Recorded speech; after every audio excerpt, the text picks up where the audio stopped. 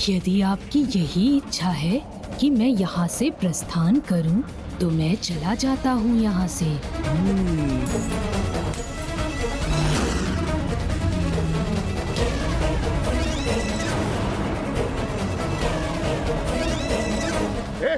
रुक जाओ।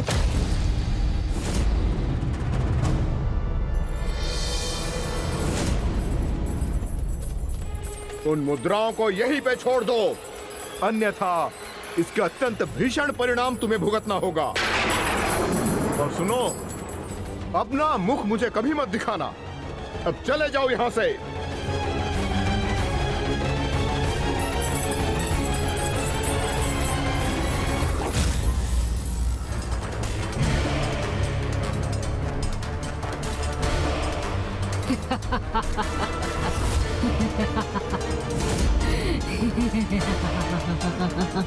आज तो एक ही प्राप्त कर सका मैं, किंतु शीघ्र इन मुद्राओं का पर्वत होगा मेरे पास। कुबेर जी, जितनी मुद्राओं के आप स्वामी हैं, उतनी ही मुद्राओं का स्वामी तो मैं अवश्य बनूंगा। फिर क्या हुआ प्रभु? वो लोभ एक विकार से उत्पन्न हुआ था और अन्य विकारों के समान निरंतर बढ़ता ही गया। जिस दिवस आपने उसे कुबेर जी के साथ देखा था, कुबेर जी उससे सुधरने का आग्रह कर रहे थे।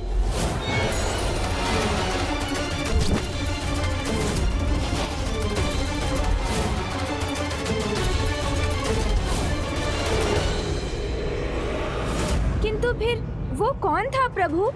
किस विकार से उत्पन्न हुआ था जो उस वृद्धा माँ को उसके व्यसनी पुत्र से प्रताड़ित करवा रहा था? और मैंने उसी को माता पार्वती के साथ संवाद करते हुए भी देखा। वो एक अन्य अत्यंत भीषण विकार, मोह से उत्पन्न होने वाला दूसरा असुर था, जिसने माँ की ममता का रूप धारण किया था।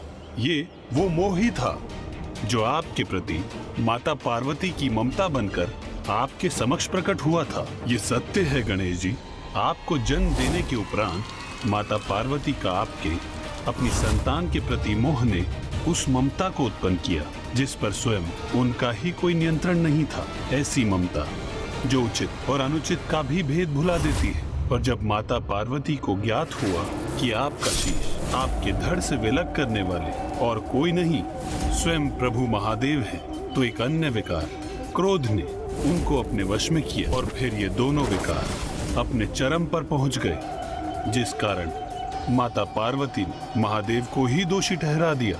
उसके शीश को कैसे विलग किया आपने? क्रोध और मोह के विकारों के मिश्रण से ममता ऐसे चरम पर पहुंच गई कि उसके परिणाम स्वरूप जो नकारात्मकता उत्पन्न हुई, उसने छोटे कणों के रूप में प्रत्यक्ष रूप धारण करना आरंभ कर दिया।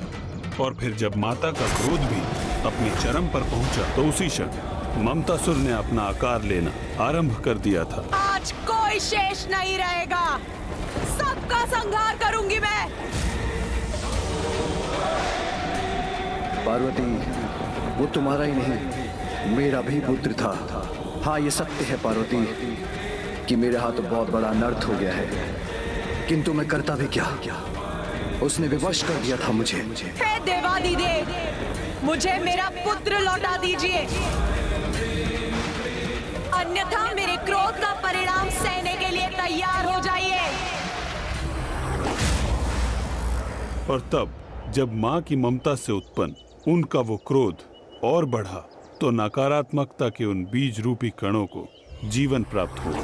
मुझे मेरा पुत्र चाहिए, अन्यथा मेरी क्रोधाग्नि सारे संसार को भस्म कर देगी। इस प्रकार मोह विकार के चरम से उत्पन्न हुई ममता ने अपनी पराकाष्ठा पर पहुंचकर असीम क्रोध का रूप ले लिया। तो उसने अप्रत्यक्ष रूप से एक नकारात्मकता को उत्पन्न कर उसमें प्राण भर दिए, और इसका आभास तब किसी को भी नहीं था।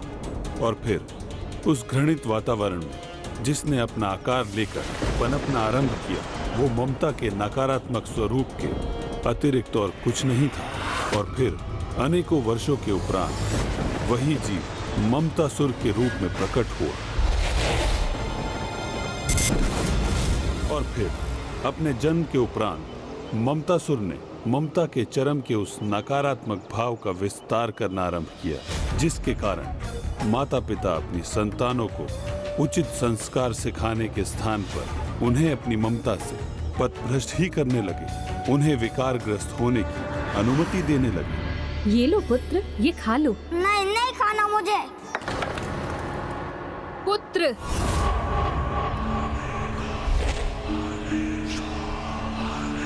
अच्छा, पुत्र को खीर नहीं खानी तो कोई बात नहीं, मैं तुम्हारे लिए कुछ और बना देती हूँ। निर्दोष पक्षियों को कष्ट देना अधर्म है वत्स।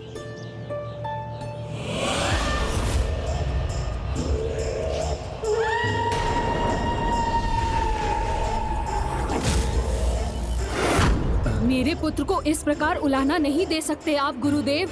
इसकी जो इच्छा होगी वो करेगा मेरा पुत्र।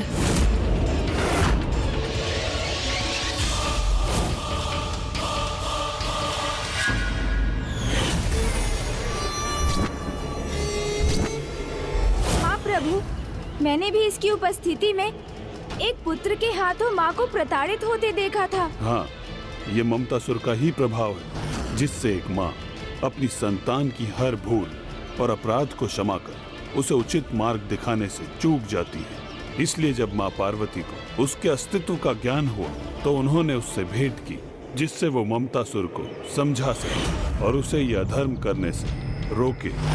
और जो मुझे दिखाई दिया उसके अनुसार तो वो ममतासुर अपने विकारों का परित्याग करने के लिए तैयार ही नहीं था। किंतु ये तो अत्यंत दुख की बात है कि स्वयं माँ से भी एक भूल हुई, जिससे इतना प्रभावी और भयंकर महाअसुर उत्पन्न हो गया। माता पार्वती से ही नहीं, भूल तो स्वयं महादेव से भी हुई थी, जिसके कारण तीसरे असुर कामासुर का जन्म हुआ था। पिताश्री से भूल हुई थी? हाँ गणेश जी, ये एक कटु सत्य है कि स्वयं जगत पिता महादेव उस तीसरे असुर के जन्म का कारण बने। और ऐसा तब हुआ जब प्रभु महादेव ने अपने आराध्य प्रभु नारायण के उस रूप में उनके दर्शन करने की इच्छा व्यक्त की, जो उनका सर्वाधिक मनमोहक रूप है।